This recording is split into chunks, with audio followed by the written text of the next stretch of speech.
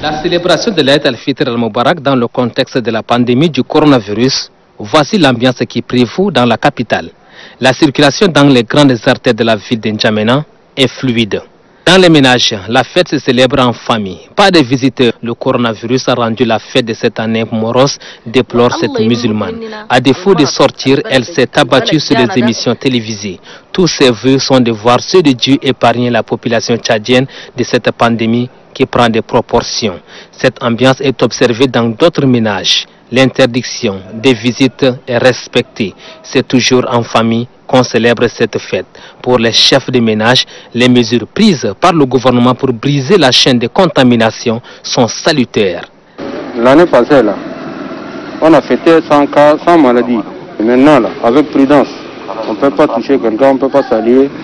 Moi, tu es toujours prudent de saluer quelqu'un. Vraiment, il y a une grande différence.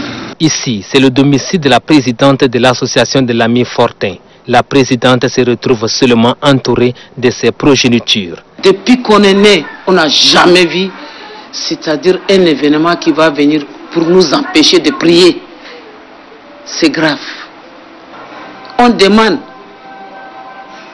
les Tchadiens, on a fait beaucoup de sacrifices. On va continuer à prier, à distribuer, donner des sacrifices pour que ces maladies-là partent.